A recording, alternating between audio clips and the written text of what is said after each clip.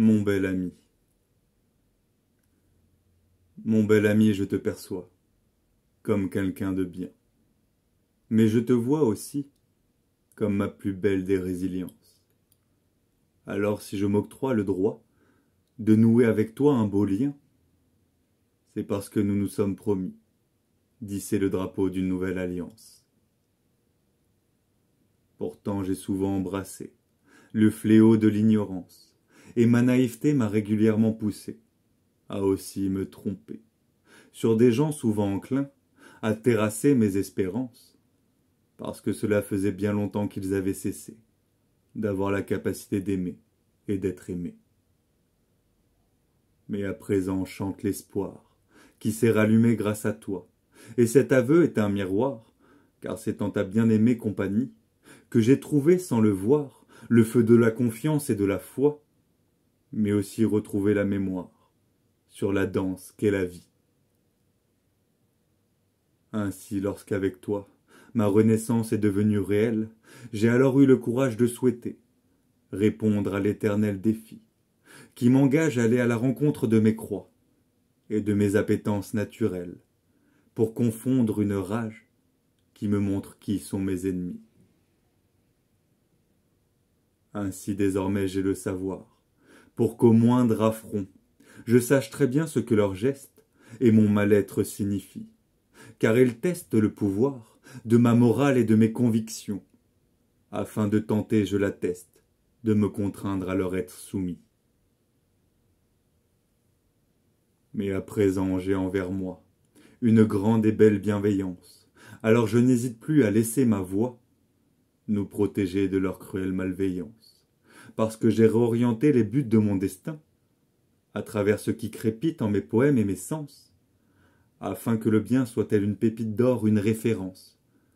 que je sème dès l'aurore lors de ma prière du matin. Car malheureusement aujourd'hui, je suis sûr et certain que certains abusent de la nature, des innocents sans défense, et qui n'ont aucune empathie, seulement de bas instincts, qui aiment le sang des cœurs purs,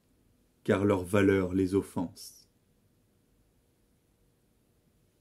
Ainsi, si je refuse de les croire ou de les craindre, c'est parce que tout mon être les maudit, et s'ils persistent encore une fois à vouloir m'atteindre, je me battrai contre eux sans merci. Car dès qu'ils insistent, ils vont s'imaginer être tout-puissants, alors il faut que personne n'abandonne sa dignité et ses rimes,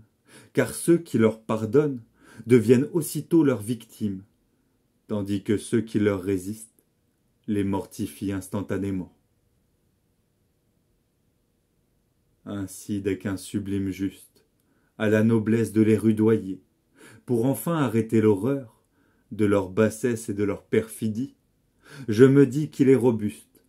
et que sa sagesse à les foudroyer me démontre que seul quelqu'un de fort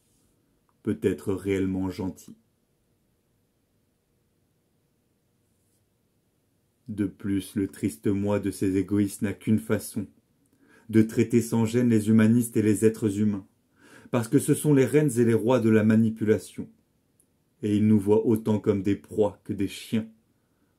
ce que je définis comme étant foncièrement infâme, car ils nous considèrent comme des poupées dans leurs mains, qui n'auraient pas d'honneur et seraient dépourvues d'une âme. Alors pourquoi en faire cas, et ne pas maltraiter ces pantins? Donc si le bras armé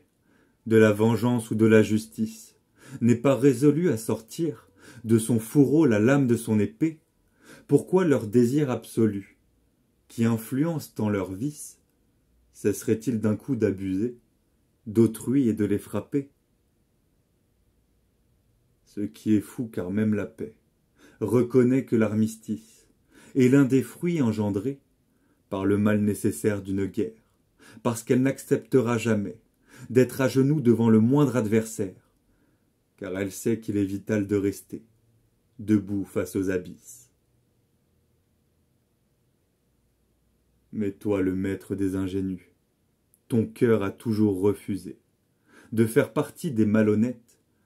qui agissent avec irrévérence, parce qu'il y a eu en permanence au fond de ton esprit cette préférence pour la fenêtre d'une quête où se tissent des relations sacrées. D'ailleurs, je l'ai entreaperçu, à travers ta sublime cohérence, dans ton intime façon de vivre, ou bien celle de t'exprimer. Pourtant, je n'y ai tout d'abord pas cru, à cause des péripéties de mon existence, mais maintenant que mon osmose t'apprécie, je peux alors haut et fort affirmer que tu es bien fidèle à la flamme de l'amour, comme si celle-ci était d'une étincelante évidence. Dès lors, si ton élégance s'enflamme pour elle chaque jour, tu es la preuve vivante qu'il y a encore une chance. Parce que lorsque j'ai entendu ton histoire, et qu'avec un grand intérêt j'ai écouté la trame de tes récits, constituée de larmes, de drames, mais aussi de victoires, sur les effets de la souffrance et de ses prophéties, j'ai alors évidemment tout de suite compris tous les efforts que tu as dû faire pour être qui tu es. Dès lors, c'est toi qui m'as subtilement appris où le trésor d'un ermite se trouvait. Ainsi, c'est bien malgré toi que tes épreuves s'apparentent à celles que certains héros de l'Antiquité ont réussi à traverser, afin qu'une éclaircie d'humanité éclaire leurs mots à inverser, avec une hospitalité et une joie,